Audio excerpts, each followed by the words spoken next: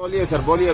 सबसे पहले भाई मैं इसी अंधभक्तों का जो है की ना बहुत परिभाषा क्या धन्यवाद है? करना चाहता हूँ। बोलो, हाँ बोलो। अंधभक्तों की परिभाषा क्या है? अंधभक्तों की परिभाषा ये है, जो ये नहीं सोचते भाई देश में क्या तो हो रहा है, वो ऊपर से ऑर्डर आता है मोदी जी का, भाई ऐसा कर लो, इस यहाँ गलत काम कर दो, ये दिन है, मान लिया रात होगी तो उनको हाँ दिन है, ऊपर से ऑर्डर आ गए, उनका कोई मतलब नहीं किस चीज को क्या करना है, और वो वही ऊपर से जो ऑर्डर आएगा वही करेंगे। उनको कुछ खुद की अकल कुछ नहीं होती उनको, वो अंधभक्त हैं। और एक बात और सुनो, जो इस देश की ये जो सरकार है जाने वाली है, इसकी खास निशानी आज की बताता हूँ मैं।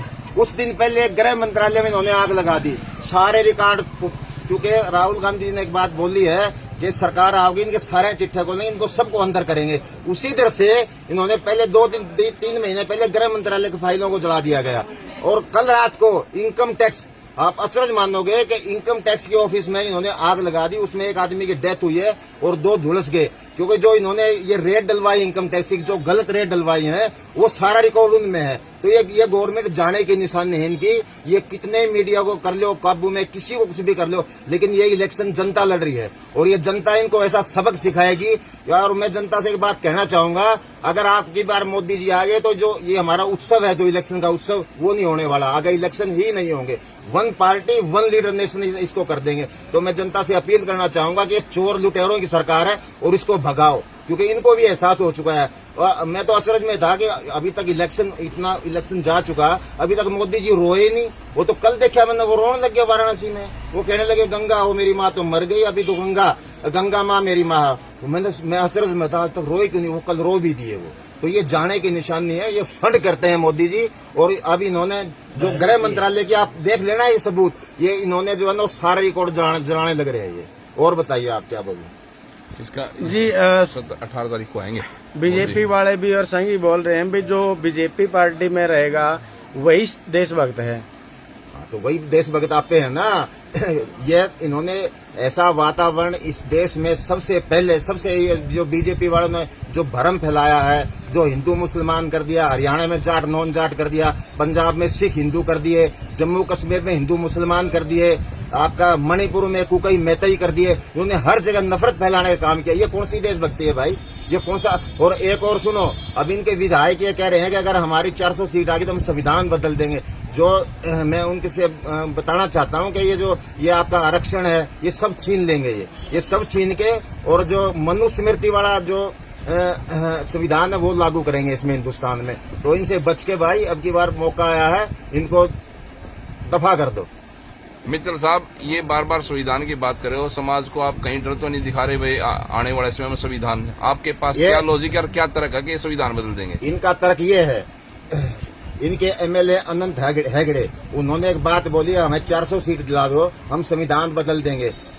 एक मतलब इन्होंने कम से कम भी 4 इनके जो एमपी हैं, एमएलए हैं, उन्होंने ये बात कही है। और मोदी जी और सरकार उनके ऊपर कार्रवाई क्यों नहीं करती? इससे बड़ा सबूत आपको क्या देंगे हम कि जो संविधान बदलने की बात करते हैं वो उनके ऊपर कार्रवाई क्यों नहीं करे? इसका मतलब उनकी मुख सहमति है इसमें। और इससे बड़ा सबूत आप क्या चाहेंगे? संविधान तो कई बार कांग्रेस पार्टी ने बदला है। संविधान कांग्रेस पार्टी ने कभी कोई संविधान संशोधन किए हैं? हाँ, वो लोगों की भलाई के लिए, बैंकों का राष्ट्रीयकरण किया। कांग्रेस ने जितने भी काम किए, जो ये स्कीम चला रखी है इन्होंने, जो ये 82 करोड़ भिखारी बना दिए इन्होंने, ये कब तक चलेगा? ये उनके बच्चे 5वीं से ऊपर नहीं पढ़ पाते। और जब ये राशन देना मोदी जी बंद कर देंगे, वो क्या करेंगे? आप उसकी आगे की तस्वीर देखो, वो लूट के खाएंगे देश को, लोगों को डाकू बन जाएंगे। वो उनके बच्चे पढ़ नहीं रहे, वो 5वीं तक उनको फ्री में खाना मिल जाता है, शाम को उनके खाते में पैसे डालूंगे, वो दारू पी जाते हैं। लास्ट क्वेश्चन, इस बार किसकी सरकार? इस बार पूरे इंडिया में इंडिया गठबंधन की सरकार आएगी। और हरियाणा में तो क्लियर सी बात है। मैं आज आपको आपके चैनल के माध्यम से कहना चाहता हूं कि 10 की 10 सीट इंडिया गठबंधन की हरियाणा में आएंगी। और ये जैसे हमारे नेता राहुल गांधी ने कहा, ये 150 से ऊपर नहीं जाएंगे। पिछली बार 40 पे सिमट के रह गई थी, इस बार कितनी आएगी? ये 1985 में बीजेपी सिर्फ 2 सीटों बची, सिर्फ 2 सीटों पे। ये 40 में सिमट के कैसे रह गई? 40 में सिमट के रह गई है तो इन्होंने इनकी कुछ पॉलिसी आप मान लिया कांग्रेस की गलत, तभी तो 40 में सिमट के रहेगी ना। इन्होंने तो उससे भी गलत काम कर रखा है बीजेपी ने, तो ये नहीं 40 पे आ सकते क्या दोबारा? इस बार 400 पार ये नारा दिया गया। हाँ, ये तो डरते न दिया गया। आप कौन नहीं बोलते ये 400 पार। इन्होंने शुरू में 400 पार कहा, जो पहले चरण का इलेक्शन हुआ उसी टाइम भूल गए। अब तो ये भूल भुलैया में हो गए, 400 भूल गए। अब ये तो कह रहे हैं हमारी सरकार आएगी। इनके 272 ही नहीं आते, आप 400 पार की बात कर रहे हो। मैं कहता हूँ इनके 150 सीट आएंगी। हरियाणा में 10 की 10 हमारी, दिल्ली में 7 की 7 हमारी, पंजाब में 13 की 13 हमारी, यूपी में इनकी 40 से ऊपर सीट नहीं आई। कैसे आ जाएगी इनकी 400 पार भाई? 400 पार नहीं, इस बार जैसे हमारे महावीर कंप्यूटर्स ने कहा, इस बार 400 पार नहीं 400 हार।